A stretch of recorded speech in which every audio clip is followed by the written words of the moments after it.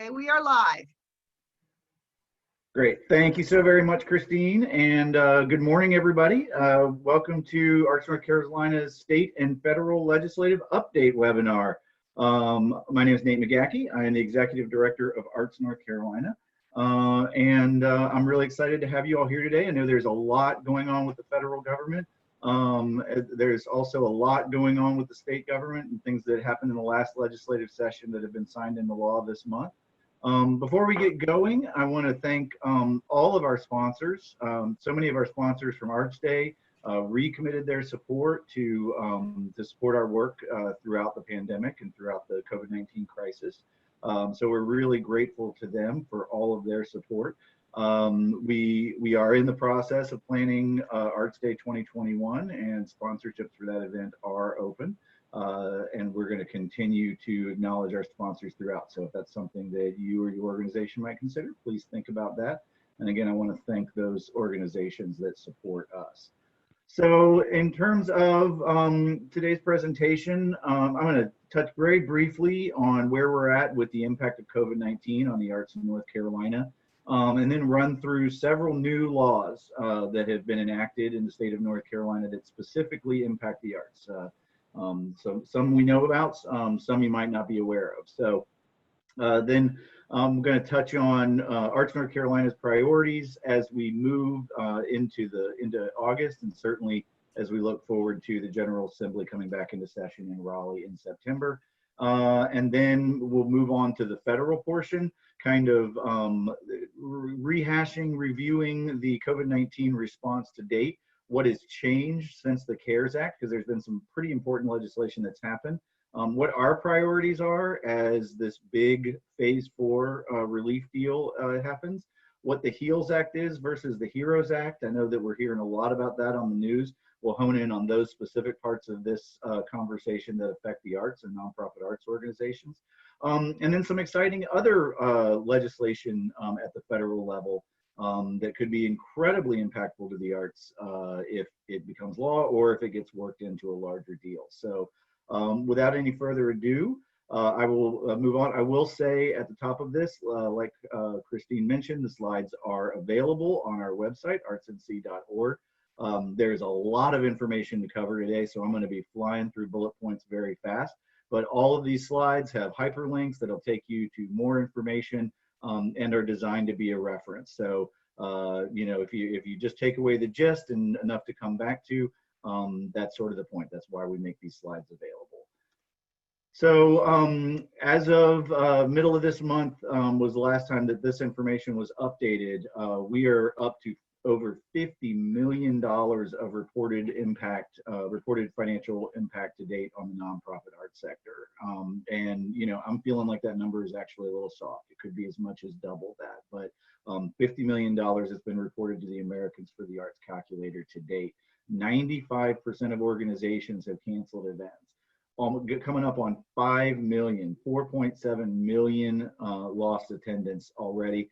And we're just now starting to calculate the cancellations that are happening in September and October and November as the cases swell, the closures stay in place, and we await the governor's announcements next week. So expecting to see this number climb. Obviously, a lot of arts organizations struggling. We've got 1,800 folks that are laid off and over 1,000 furloughed. That is just the, those are just the reported numbers. Again, we probably are looking at a lot more, and now as that first round of PPP is up, we expect to see those numbers unfortunately swell as well. 61% have modified, have significantly modified how they do business. 58% are confident that they are going to survive the COVID-19 pandemic. That means that there is over 40% of the organizations in the state are not confident that their organization will be able to survive, which is massive. This is why we're making sure that you guys are all aware of what is available out there, what legislation is in play, and you know, so you understand what's at stake as we move through our advocacy work for at both the state and federal level. Touching on some new North Carolina state laws. These are all going to be laws that were signed into effect. This came from the late June session of the North Carolina General Assembly, and were signed into law in early July by Governor Roy Cooper. One that we've already been really excited about and put out a lot of emails about is the arts high school graduation requirement. Arts NC worked on that for well over a decade. That means that in order to graduate high school, you're going to have to, every North Carolina student is going to have to take one arts credit, either music, visual art, theater arts, or dance, between 6th and 12th grade before they can graduate from high school. So that is the first arts graduation, the first requirement for arts credit that we have in the state of North Carolina. It's going to take effect for those students that are entering grade 6 in the fall of 2022. So that'll be the class of 2029 will be the first ones to graduate this. North Carolina State Board of Education is going to start working right now. They're already starting to dive in on defining the standards and how this arts credit is going to be implemented and phased into the school system. The state board is also going to report back in December of 2022 or sometime before this to the Joint Legislative Oversight Committee about how they're going to implement that, what that requirement and the implementation plan looks like, and how they're working for the 3 components of comprehensive arts education, being arts education, integration, and exposure. So please check more about that out. We are very excited to see this signed into law. Another big law that passed in North Carolina is the COVID-19 liability protection for businesses, but this actually also extends to individuals as well, basically providing immunity for nonprofits, businesses, and individuals for folks that might bring lawsuits about allegedly contracting COVID-19 in their place of business. It doesn't cover cases of gross negligence or willful misconduct. But basically the way it works is that as long as you are posting signage in your place of business that outlines what steps you are taking in accordance with state and local guidance and recommendations, outlining what steps you are taking to mitigate the risk of COVID-19, that this bill would provide you a certain level of immunity and protection. You do have to get that clear notice out there. This is going to be applicable for up to 180 days after the end of the state of emergency, the state of emergency that the governor ordered with Executive Order number 116 back in March. So you've got another 6 months after that this extends. There is some federal liability legislation that was part of the stuff that rolled out this week. I'm sure that's going to play into this, but this is covering you at the state level. The good news is that this does cover businesses and individuals. So volunteers or board members or other individuals that might be working for or with your organization are also covered for liability under this. But it does not inhibit the ability for an employee to file a workers' compensation claim if they contract COVID-19 during the course of their employment. So it's a pretty simple bill. It doesn't get too into the weeds. It's not completely exhaustive, but definitely puts us in a place where if you're considering reopening your doors, you've got a lot more protection than you had a few months ago. I also encourage folks that want to dive in a little bit more to this liability protection. I've got 3 great videos, one that really dives into liability protection specifically, from Steve Adelman, who is an attorney who focuses on this, on our Open Arts resource page under legal guidance. So check that out because he does a great job of sort of simplifying and explaining that. Another important thing I want everyone to be aware of, there is a new grant program out there for businesses. And just to be clear, before you dive too far into this, this is only for those businesses that have not received federal loans or grants through Paycheck Protection Program, Main Street Lending Program, EIDL. So if you've already received this some kind of federal assistance, then this loan is not for you. But if you haven't been able to get a PPP for whatever reason, there are some nonprofits that weren't eligible. There's a lot of different reasons. This might be a grant program for you. It was signed into law, like I said, at the end of June. It's going to be a $15 million program operated through the Department of Commerce. It is a grant program, so it is not a forgivable loan, but it is a grant program. But very similar to the PPP system, it's going to provide you with 2.5 times your monthly payroll up to $250,000. The primary requirement is that you have to have maintained at least 90% of your employees from March 1st through May 31st. So definitely something to consider. I'm not, we had our lobbyists kind of keeping an eye on the Commerce site.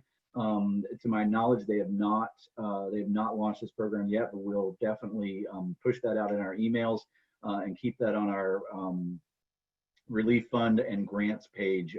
As soon as it becomes available, we'll have a link to where you can apply for that. So keep an eye out for that. Also, within the same piece of legislation that created that grant program, the coronavirus relief funding to local government was authorized and appropriated. Cumulatively over two separate bills, one that happened in May and another one that happened in June, a total of $300 million has been allocated out to 97 North Carolina counties. Now that comes out of the $3.5 billion that was allocated to the state of North Carolina from the CARES Act. There's a lot of federal restrictions about how that can be used, but part of the guidance from the federal government was that the states needed to move this money out into the counties to help with their COVID-19 relief and mitigation efforts. The way that it's calculated is that each county starts with a $250,000 base, and then it's based on population after that, not unlike a grassroots arts program. So it's got the base amount and then population based on that. The new part of this legislation is that counties have to allocate 25% of funding to cities, right? So if your county gets $100 million, no county is getting that much, but if your county gets $100 million, 25 million of that needs to go out to cities. Of these 97 counties, the highest allotment is Forsyth County at around 15 million between the two allocations. Now there were 3 counties that had large enough populations that they qualified within the CARES Act to receive direct funding. That's Guilford at 94 million and Mecklenburg and Wake at roughly 194 million each. Those counties and cities are also considering their coronavirus funding as well. This funding cannot be used to replace government revenue. That might change. We can have that. They're going to get into that a little bit later on in the webinar. But as of right now, according to the CARES Act, they cannot replace government revenue. However, funding can be used for COVID-19 related expenses. And one of those expenses is programs that can include business interruption grants, which would be grants to businesses because they had to shut down. Obviously, there are a lot of arts organizations that are hurting. We are working and exploring the options of how these funds can be used within the state of North Carolina. This is very allowable under the U.S. Treasury guidance. We are working through the guidance that is being used in North Carolina right now, as well as some opinions with the North Carolina Constitution and how that works for nonprofit arts organizations. So I don't want to get into a ton more information right now. We are working specifically with those 3 counties that have the larger pools of money to try and work with them and then kind of take those lessons. We're going to get those out to the larger field, but keep an eye out for that in the coming months. So as we head into September, what is Arts North Carolina going to be working on? What are our big priorities? Well, certainly I know that you all are aware that we have been working on 2 bills that are mirror of each other in both the House and the Senate, trying to get emergency funding to nonprofit arts organizations through North Carolina Arts Council. We submitted an ask way back in mid-April for $3 million. We started having that conversation with budget leadership in the House. Once the first round of legislation wasn't in there, we had our Arts Caucus step up and help us craft legislation. That House legislation filed by Representative Carney and Representative Elmore and others then was mirrored in the Senate. But as we move from April, when that initial ask in May, and we're going to be having this conversation in September, we're evaluating a much larger ask, because the situation has changed. Certainly a lot of businesses that we thought were going to be open by now are not. The losses have been mounting ever since. We're expecting more losses as we head into the fall. We also are seeing some of these funds being used in other states for similar programs at a much higher amount based on population. So we're right now working with our lobbyists and leadership to develop a larger ask, and certainly a lot of that is going to depend on how the federal relief package comes together in the next few weeks, because that's going to determine how much money the state of North Carolina has to fund programs like that. So keep your eye out for that, and keep your and be aware of some advocacy alerts that might be coming through. We have received some positive feedback from legislators that that this was something that they're all very aware of, and that that as we head into September, they've got this on the top of their list to deal with. Obviously, we're going to continue to be working for either level or increased funding for the North Carolina Arts Council, depending on the federal legislation and whether or not they can backfill, the state can backfill some of their losses. There may be budget cuts. I know that there are certain core programs that the Arts Council is going to prioritize. They're working through the department right now with the secretary, how they're going to roll those grants out. I can't answer a ton of questions about that. But pending federal relief, there may be some budgets and some of those, some budget cuts. Some of those budget cuts may come down to the grants. But the administration is the one that would likely be making the cuts, right? So we're not going to see the entire North Carolina General Assembly going line by line trying to trim 7% or 10% or whatever that number is from the budget. So the administration would have the onus to make these cuts on themselves. And so we're going to be, of course, mounting our advocacy through that. Certainly, we're going to continue to work with the North Carolina Center for Nonprofits to make sure that nonprofits, and particularly art nonprofits, are included in all possible grant and loan programs and relief programs, legislation, et cetera, dealing with COVID-19.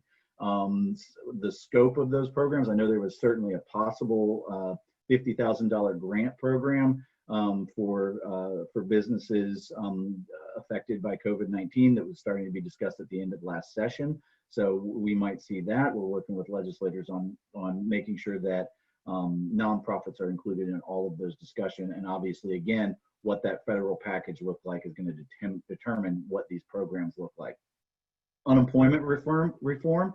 We know that there are some immediate needs, that we have a lot of folks in the arts industry that are not working right now and can't work. And we know that there's some long-term changes, that in North Carolina, we have got some of the shortest benefit week periods available, as well as some of the lowest weekly benefits. And so we really need to look at the system and have a longer conversation. This is probably going to be something we're going to be working on for years to come as we look to reform our unemployment system. Obviously, our priorities on this heading into September are going to depend a lot on how the federal conversation goes. And then certainly we're going to work to incentivize charitable giving through tax policy, which is something that we are always having a conversation about, and always glad to work with our partners at the North Carolina Center for Nonprofits. So moving on to federal legislation. Well, real quick, Christine, did I have any burning questions pop up in the chat box?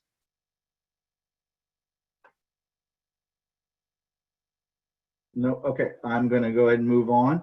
Oh, you just asked me. Sorry, Nate. No, there are no burning questions at this point. So I am not going to go through this entire slide. It is primarily here for your reference.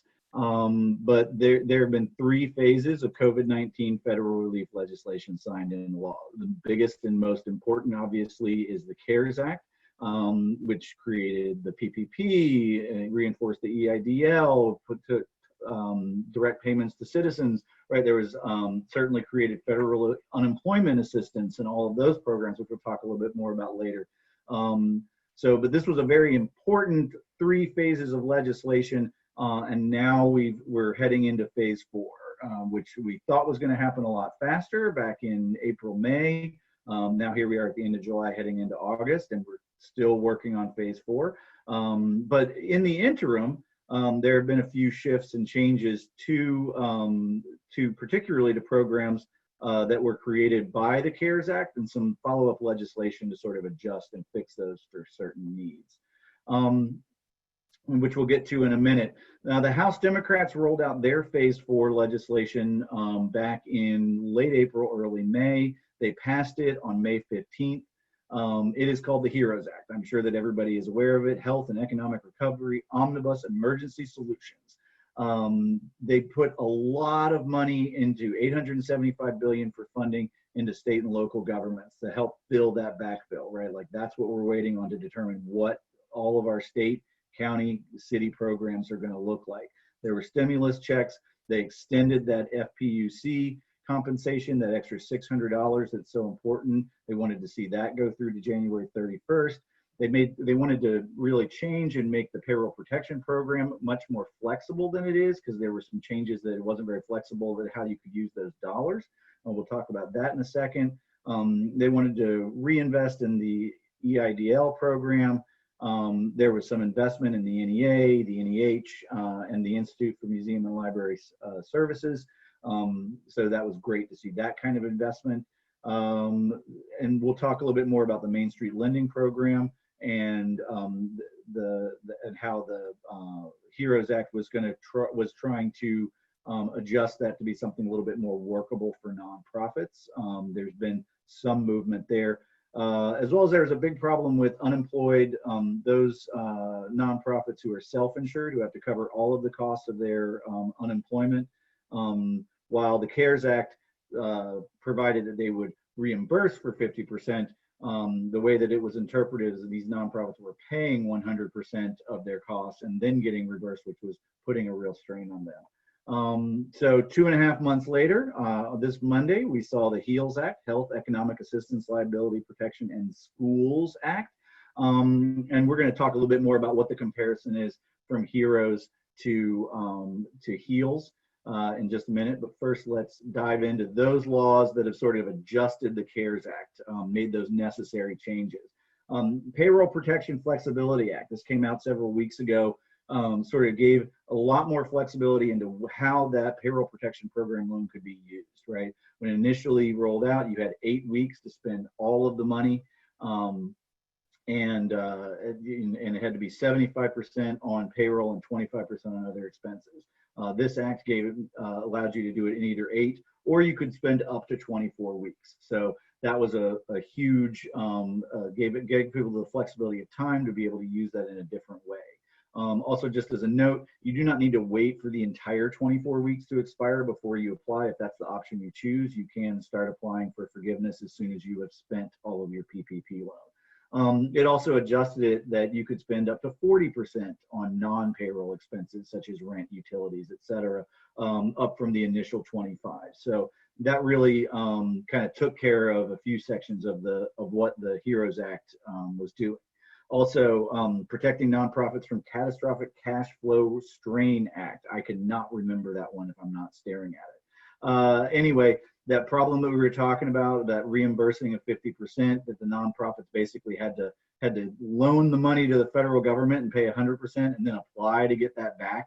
That was causing some real problems for nonprofits across the board. Now they actually only have to pay 50% of the cost. Now that's nationally. The great news here is that really early on in the pandemic, Governor Cooper put an executive order that the state would cover the other 50%, and the North Carolina General Assembly, as soon as they came back into session, the very first time codified that into law. So those self-insured nonprofits, for folks that have unemployment claims directly related to COVID-19, the federal government is covering 50%. The state government is covering the other 50%. So those nonprofits in the state of North Carolina, I hear a lot from a lot of other states around the country where this is a real problem for a lot of nonprofits. So we're very fortunate that the governor and the North Carolina General Assembly put us in a strong position there. I believe it has technically expired, but they're working to continue that through just administrative action right now. And it is not in a particular jeopardy at the moment. Another federal update I want to talk about, in the CARES Act, the Federal Reserve was funded to launch the Main Street Lending Program, the MSLP. They were also directed to set aside a certain portion of that for nonprofits. The nonprofits that they built this loan program for, originally you had to have 50 employees, somewhere between 50 and 150,000 employees. They've adjusted that. Now you can have as few as 10 employees and be in business for 5 years. But this is really designed for larger nonprofits. You can get a non-forgivable loan that is equal to an average quarter from your 2019. So you can get a whole 25% of your annual operating as a loan, but you have to get a minimum loan of $250,000, which basically means that you more or less have to be $1 million plus organization to even qualify for this loan program. These are non-forgivable loans. This is not another PPP. So this is a loan. You do have to pay it back. And the interest rate is LIBOR, which is the London Index something. I'm sorry, I'm not an economist, but it's basically a standard interest rate, which right now in the US is sitting at about 1%, I believe, plus 3%. So you're looking at about a 4% rate on this loan, where some other loans that small nonprofits might be looking at, like the EIDL, is only 2.75. So not particularly favorable. We are not suggesting this loan program for pretty much any arts nonprofits, but please, if you want to learn more about it, there's a lot of information on that link there on the slide. If you think that this might be a loan program that's right for you. And we're also going to have this posted soon in our relief funds and grants page. So something to keep an eye out. So quick review on federal unemployment programs, because this is really important. This is going to be a big conversation that we're going to be talking about for a while. The Pandemic Emergency Unemployment Compensation, which, when I'm having fun, called the puke. It adds 13 weeks to whatever any state's unemployment insurance benefits are, right? So in North Carolina, that is a maximum weekly amount of $350, right? So, and I cannot even begin to explain the calculation for how they come to that based on your earnings, but it is a maximum amount of $350. And currently, that's on a sliding scale of 12 to 20 weeks. And it's available for more weeks when the economy is bad, but it's actually based on several quarters ago. So currently, the most recent number of weeks is based on the state of the economy from January to March, which means that we're still going to be at 12 weeks.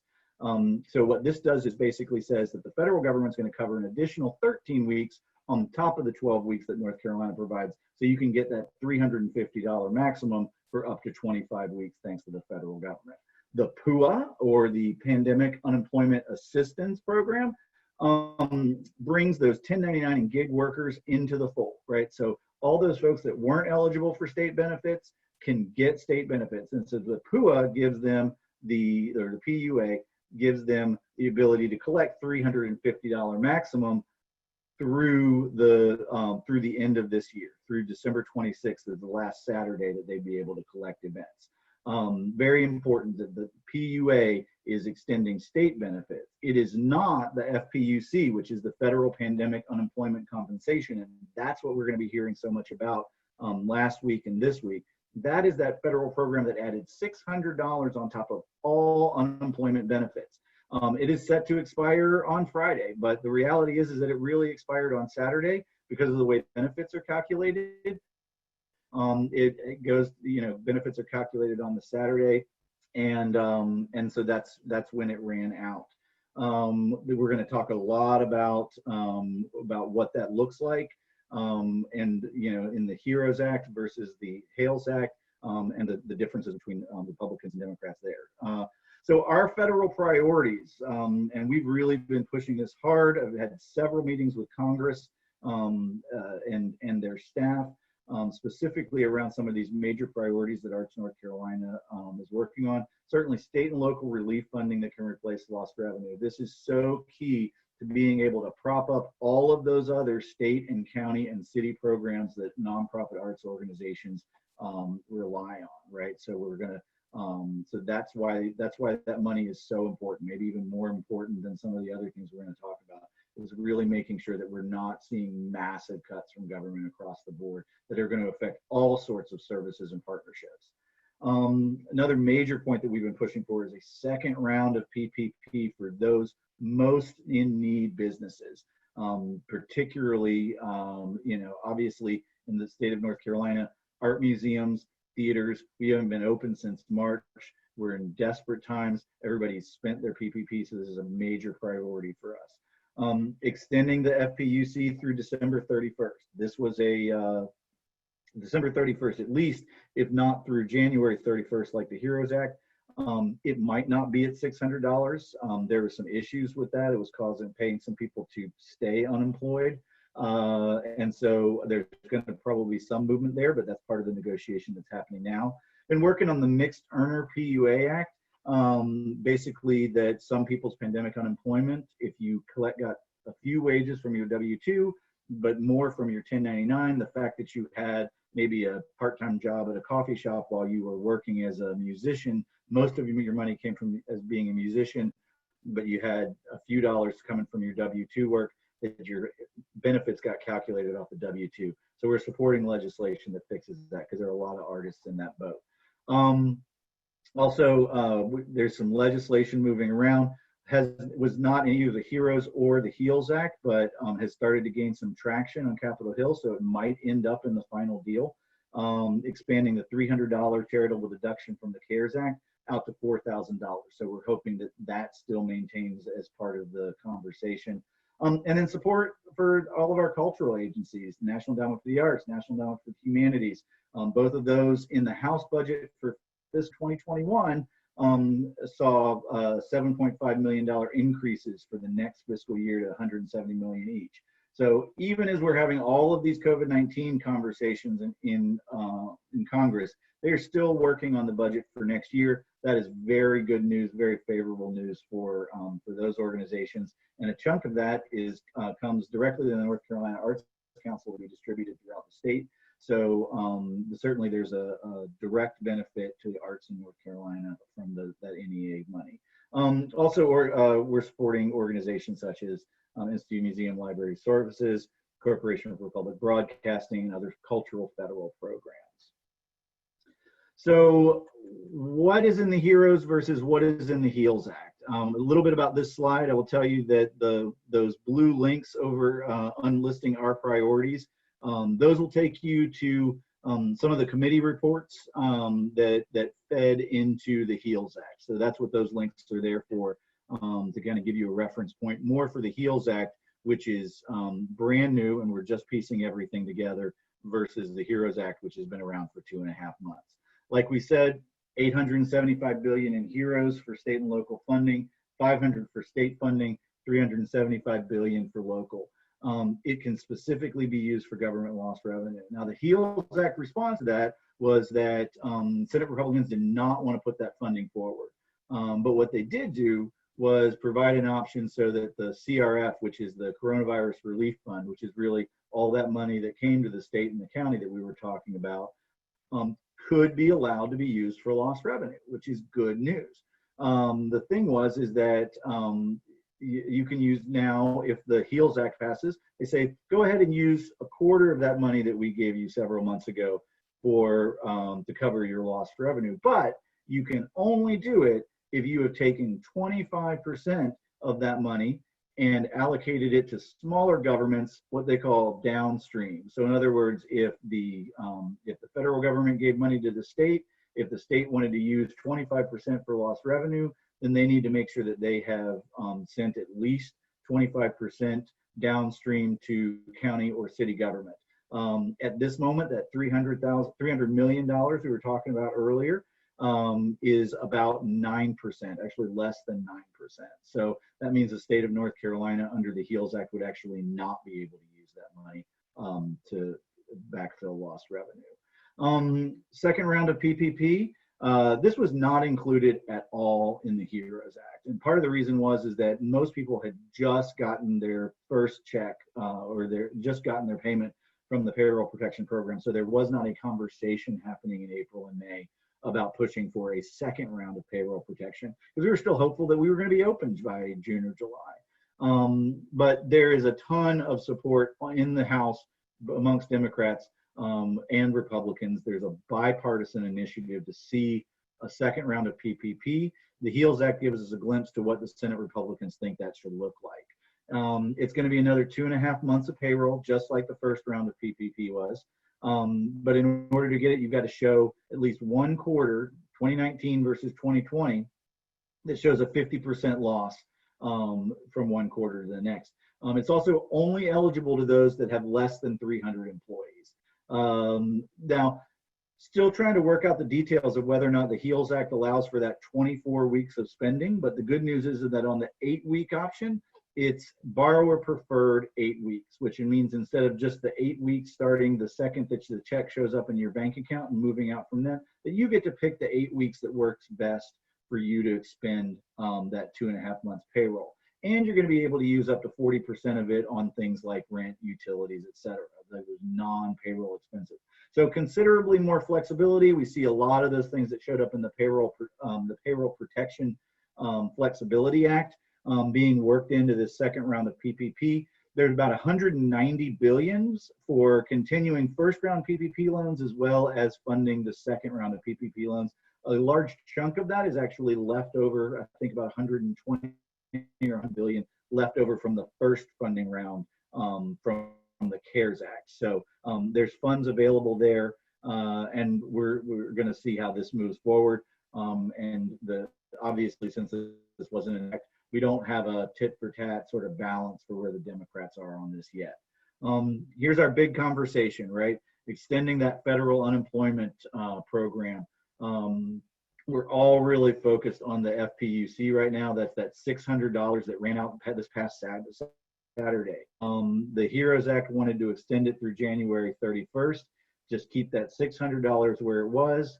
Add that to a maximum of $350 in North Carolina. Your maximum could be as high as $950 in the state of North Carolina. So for reference, if you made $700, you were probably going to get $950 a week because of this program in North Carolina. HEALS Act, they're going to take that FPUC, take that $600 amount and cut that down to $200. That's their proposal. Remember, none of this is law. All of this is just the beginning of a negotiation. They're going to do that until October 1st, when the states then need to spend the next month or two adjusting their system so that it would work out to be that you would be receiving 70% of your average wages up to $500, right? So $500 is the most that the federal government is going to chip in on any individual's unemployment, but that's going to be on a sliding scale depending upon what 70% of your average wages are. Point of interest, way back when we were there negotiating the CARES Act, the one reason they went with the flat 600 instead of just setting up a similar program to make sure people had 100% of their salary covered was specifically because it was going to be so complicated for the state unemployment systems. So we're going to see, if we see something like this 70% of average, we're going to see a lot of headaches, a lot of problems we're predicting in the state unemployment systems. But under this plan, you're gonna, if you were making $700, then you get $350 from the state plus another $200 through October 1st, right? So you're only getting $550 for the next few months. And then if North Carolina gets its 70% average wage plan, then you're only going to get $490. So you can see there, you know, just using that person make $700 a week as an average. Under the HEROES Act, you're receiving $950 through January 31st. Under the HEALS Act, you'll be receiving $550, and then by October 1st down to $490. Now, certainly you could get up to that $850 mark, but I think you need to be making, I did the math last night, I want to say it's $1,250 or $1,300 roughly per week in order to qualify to get that $850 maximum in the state of North Carolina. So considerably less North Carolinians covered in that way. Some fixes that we saw here on those unemployment self-insured nonprofits. Obviously, we talked about the HEROES Act, tried to fix that, making it covering 50% of the cost instead of forcing you to reimburse the 50% after you pay 100.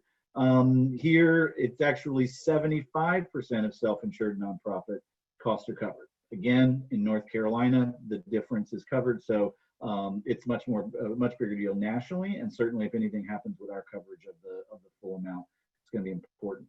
Like we said, we had some funding for the cultural agencies, NEA, NEH, and IMLS in the HEROES Act. The House Democrats left the Corporation for Public Broadcasting out of the HEROES Act, but they came back with a vengeance in the HEALS Act, a whopping $175 million for the Corporation for Public Broadcasting coming in the HEALS Act proposal. Liability protections, Democrats did not include any in the HEROES Act in the House, signaling that they really wanted OSHA to take a larger role in regulating this and then sort of let business protections stem to businesses based on how well they were following those OSHA regulations. In the HEALS Act, this has been a big push for Mitch McConnell since the very beginning. He has made it clear that any Senate deal is going to include these sorts of protections. It covers businesses, nonprofit, schools, as long as you're reasonably following state and local guidelines, not unlike the North Carolina bill. It also has language that protects healthcare workers, doctors, nurses, et cetera, from as well as manufacturers, such as maybe folks producing that may, whether or not there's legislation against a mask not working probably, or PPE or a ventilator. So there's just some protection for healthcare as well as manufacturing in that. And then there's protections from employers against from claims by workers and lawsuits by workers that may that feel that they may have contracted COVID-19 on the job. So Democrats very much against that. Republicans very much for that. We're going to see where that comes down, worker versus business owner. Also, one thing that there seems to be another huge amount of bipartisan support is individual stimulus checks. Everybody agrees it should be $1,200 for individual, $2,400 for those filing jointly, just like it was back in with the CARES Act. Under the HEROES Act, you get another $1,200 for any dependent, child or any other person that you're claiming as a dependent. But you can only get up to $6,000 per household, which I think works out to about five folks in any given household. The HEALS Act is a little bit more restrictive than that. They're also open to any dependent, not just kids like the CARE Act was, but they're $500 per dependent with $1,200 for individual and $2,400 filing jointly. So those are sort of the key issues. There's certainly some other issues that I'm not going to touch on today around schools or investments in health or investments in building a FBI center. I will leave you to your national news outlets for those. I do want to talk a little bit. So this is the conversation that we're going to be having over the next few weeks. This is the next massive piece of legislation. What I'm going to talk about next, there's a few pieces of legislation that have been floated over the last few months that if they became law or became part of a law, could be incredibly helpful to arts nonprofits and arts business across the board. But I want to be very, very clear that what we're about to discuss is none of this is bills that have happened. These are not laws. These are all things that have just been filed. One big one that we've been hearing a lot about got filed back in April, the Restart Act. It's kind of a complicated bill, but it does a lot of really great things. Sort of like the PPP, it is a 7-year loan that has some forgiveness worked into it, not fully forgivable like a PPP. And basically it can be capped at 45% of your 2019 gross receipts, right? So 45%, basically half of your operating expenses for an entire year, up to $12 million. You have to have less than 5,000 in order to apply. And the whole process is sort of streamlined if you have fewer than 500 employees. Now you can only get up to 90% loan forgiveness for businesses that have the fewer than 500 employees. But it's also based on your revenue loss. So there is a complex mathematical equation that is written into the law, and what you get forgiven is based on this equation of your losses versus expenses. It's got a favorable interest rate between 2 and 4% in the first 2 years. 3 to 7% is going to be an AFR based percentage heading into that. You know, best case scenario, you're only paying back 10% of this or larger, right? Again, this is a loan program and some amount of it is going to turn into a loan. Nonprofit loans can actually be for up to 10 years. There's a little carve out for nonprofits. You can either go with a lower rate or partial forgiveness. So there's some flexibility for nonprofits in there, and we're still trying to work out the details on this. The funds can be used for payroll up to $100,000 per employee, just like PPP, benefit, rent, utility, mortgage, personal protective equipment. Obviously, receiving half of your 2019 expenses to cover your business would be a massive shift. It would be a very large program. We're seeing a lot of support, particularly amongst the National Independent Venue Association. They've been clamoring for this for a while, and we'll talk about them in a minute. But this could be a real game changer if this becomes law. But you might see, but we're also starting to see this maybe impact how other things, that new programs that might be impacted, pulling from some of the best parts of this. Also, you don't have to increase your staffing beyond what you need. So you can receive this money. It does not mean that you need to hire back 90% of your staff, or if all you're doing is hiring them back so that they can sit at home and not do anything. There's no requirement to do that. Now, the thing is that forgiveness formula, the way it works out, it actually kind of penalizes nonprofit organizations for donations. And I won't get too into the nitty gritty, but so it's not, this is not a grant. This is not fully forgivable. This is sort of a complex program moving forward. But this leads us to the Save Our Stages Act, which would be a massively beneficial for nonprofit and for-profit performance venues in the United States. This is, I can't remember the name of the Republican legislator from Texas, maybe Corbin, but the Democratic senator was Amy Klobuchar from Minnesota put this forward. It's specifically designed for independence performance venues, right? This is the National Independent Venue Association, which is about 2,000 for-profit and nonprofit. They're mostly for-profit music venues across the country. Has launched this is an organization that did not exist 5 months ago. And they have really, through their music network and through the network that they had built up, have built a really fantastic operation. You may have seen the hashtag Save Our Stages campaign that they were pushing out on Twitter. So check that out if you're interested in that organization. They launched the hashtag, which is what this bill is named for, because it's specifically targeted to address these venues. You got to have fewer than 500 full-time employees, not be a publicly traded company, and not own and operate venues in more than one country or more than 10 states. Basically, the Live Nation venues need not apply. This is not about bailing out giant corporate venue collectives. This is more about those independent venues, hence the name. These are grants. These are not loans. This is not a complicated program. This is simply 45% of your 2019 gross receipts up to $12 million. So obviously a massive injection of cash to help these struggling venues. This includes performing arts centers as well as music halls, concert halls, and things like that. Funding can be used for any expenses between March 1st and December 31st, 2020.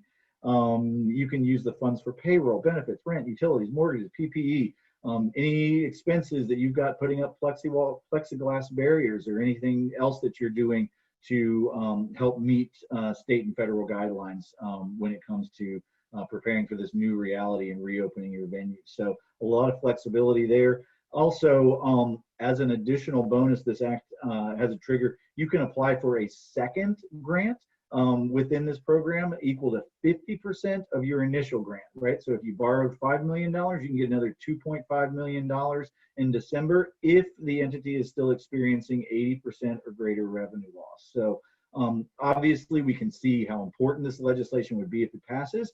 $10 billion investment is a pretty hefty price tag. But this is something that we're tracking, and if we don't see something like this happen in the next few months, it doesn't mean that we won't see it, or in the next few weeks, doesn't mean that we won't see it in the next few months, or it might get worked into larger relief packages as well. So something to keep our eye on. And this is why I want to leave on a happy note, because some of these bills are really pie in the sky and set a priority out there. So, I don't know how likely a Save Our Stages is. I can tell you pretty decidedly we're not going to see a ton of support around the Calmer Act, but as the Cultural Arts, Libraries, Museums Emergency Relief Act, If this legislation passed, it would be amazing. $4 billion for the National Endowment for the Arts, $4 billion in relief funding for the National Endowment for the Humanities, $6 billion for the Institute of Museum and Library Sciences. You know, so if we think about those NEA grants, it would also expand NEA and NEH grant eligibility to all nonprofits, not just those that have received an NEA grant before. And the 75 million the NEA got in the CARES Act, it was wonderful. So a lot of it went to states. Those grants have gone out. I think that everyone can agree that it was simply not enough. $4 billion would begin to really have a major impact on this. You know, it also removes that charitable cap that was in the CARES Act, so it really supports that deduction claim on 2019, 2020, and 21 taxes. It extends the suspension of the 50% AGI limitation for individuals and corporations through 21. It gives all 501c3 nonprofits a payroll tax holiday. And in addition to that, it would, that Main Street lending program that is not particularly useful to arts nonprofits, it would make some major changes that would change that 500 employee cap, and or anyone under 500 employees with no minimum size loan for nonprofits that don't have to borrow more than they need to. So it would really provide a lot more flexibility and make those Main Street lending program loans forgivable. And that's the key, is the forgivable loan program, not unlike the PPP. So again, this is a real pie in the sky legislation, but legislation like this sort of outlines that need. So we support this legislation with the hopes that a lot of these different caveats find their way into larger legislation, be that NEA and NEH and IMLS funding, or be that forgiveness for Main Street lending programs. We get these out there so that we can support all the initiatives embodied in them. And then hopefully as House and Senate works together, we'll start to see some of this in legislation. So any questions? I know I have dumped out a ton of information. You can tell my voice is starting to go, but I am happy to take any questions at all from folks on Facebook or on or that are registered in the webinar. We do have a couple that have already been typed in, and please type your questions into the chat box, and I'm happy to relay them, and you can do that on Facebook as well. Somebody asked if the Save Our Stages funding would be open to nonprofit organizations. Yes, Save Our Stages funding would be open to both for-profit and nonprofit venues. And so NEVA has done a really good job of when they're framing their ask. Most of their memberships are for-profit, but they have been inclusive of nonprofit in their conversation. So my understanding is a yes. I will also say that Save Our Stages has came out last Wednesday night and has picked up, obviously that's a ton of interest in it, but the actual language of the bill isn't available yet. So I've been pulling a lot of my information both from the NEVA website as well as articles in Rolling Stone. So there's a lot more information that may come out about it. We might see amendments added to it, more discussion about it. So that's very fresh and very new. There's also another question about the Save Our Stages Act. The question has to do with whether you could get one of these if you are a resident company who rents a government-owned venue, or must you own or fully run that venue? And so I think that affects quite a number of our member organizations. Absolutely. So as my understanding of this bill is specifically, I'll back up here, is that this is designed for performance venues. These are not loans that are designed to help performance companies, right? So this is particularly about, I mean, it is saving the stages. And the hope is that the second round of PPP and the unemployment and that these measures that are more, that were helpful to these organizations in the last round will continue to be helpful. Certainly, being able to adjust the Main Street lending program to be forgivable loans for 501c3s, that would be very effective here. So the Save Our Stages Act is not designed to help your theater companies, ballet companies, opera companies. It is specifically designed for performance venues. Again, I have not had a chance to dive into the Save Our Stages language. I'm working off bullet points and Rolling Stone articles. So this is out there, but we're going to be keeping an eye on it as we're able to get more information. I've got another question here about the PPP in the HEALS Act, the second round of PPP. This person is a little confused about whether if they've already received a loan, a PPP loan, they're assuming that they aren't eligible, or would they be eligible for that loan again if they had a second round? So anyone that has received one PPP loan, in this second round, once this becomes law, you would be able to apply again. That is the entire point. So what has really happened is, when the first PPP round came out, it ran out of money very quickly. They put more money into that fund. Everybody kind of got their PPP loan, and it's been, there's over $100 billion, I want to say $130 billion from the first round of PPP that is sitting unused. So the thought here is taking that money that is sitting unused from the first round of PPP, adding another 60 or 70 billion to it, and then making it available to folks for a second round of PPP. So this is for you to get your second PPP forgivable loan. That is what the HEALS Act is about. That is what there's bipartisan support for, really across the board. We're not really hearing anybody talking against this program. There is some frustration about the 300 employee cap, because there's some larger nonprofits out there that would like to that are cut off from this. But generally speaking, this is going to help most of the nonprofits in the state, the arts nonprofits in the state that received that first PPP. This gets you a second PPP loan for the same amount. Okay, we have another question here about the Main Street Lending Program. This person indicates that it was for companies that were in relatively good financial health prior to the COVID disaster. And she's asking if there might be any adjustment to this going forward for organizations that were struggling before this happened. So yeah, so there is, so make sure that there's two different loan programs. One was the Main Street Lending Program for Business through the Federal Reserve, and then there's a separate one for nonprofits. And I was specifically talking about the one for nonprofits. It has taken them a while to get these loan programs open.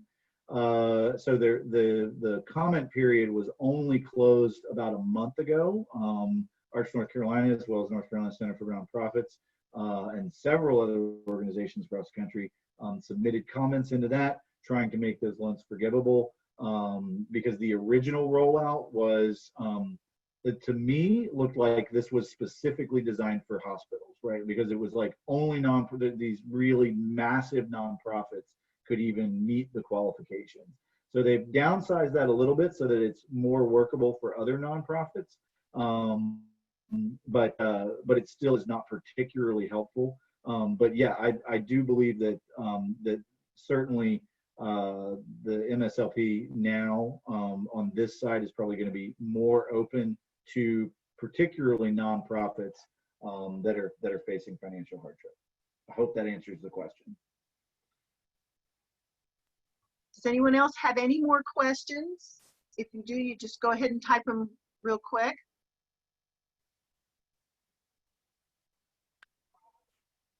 Okay.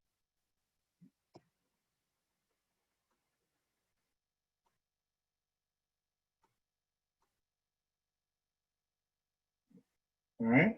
Wait, we have another one. It's a long one okay. though. Okay, it says, smaller arts nonprofits, some of them are not eligible for North Carolina Arts Council relief since they have not gotten support through them in the past.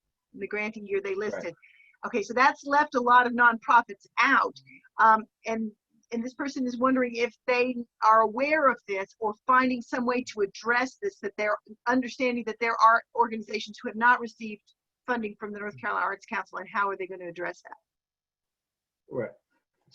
So I want to be very careful not to speak for the North Carolina Arts Council, but I can certainly, as an outside observer, I know for a fact in my conversations with the North Carolina Arts Council, yes, they are very aware that there are organizations that that were not in their granting profile. The reality is that the amount of funds that they had available, honestly, were really inadequate even for the organizations that they got it to. It was really a situation of far too little butter over way too much toast. So the other thing is that there is an expedience that comes with, and this is why both the NEA and the North Carolina Arts Council, I think, are set up that they are trying to move these dollars out into the community very quickly. And those organizations that had already received grant funding in the past had already gone through a vetting program. And so there just is there's an accountability piece of that that is still in place. Yes, the North Carolina Arts Council is very aware of that need for those organizations that are outside their reach. What programs they can create, or what other programs we can create to address that, depends a great deal on the amount of resources that we manage to find available. Obviously, again, we are dealing with a much bigger problem that we have resources to deal with. Arts North Carolina is going to continue to keep an eye on that. And make you aware of anything that changes, both at the North Carolina Arts Council, if that's possible, but specifically that, you know, in this time when if the grants aren't available to you, trying to find those grants that might be available to you, such as the one that's coming through the Commerce Program, the PPP, the second round of PPP, whether or not we can make changes to the IMLS, all of these, the MSLP, all of these things we're working on. So yes, North Carolina Arts Council completely aware. We're doing the best we can to address the needs across the state, and certainly, you know, keep your eyes open for all possibilities for grants.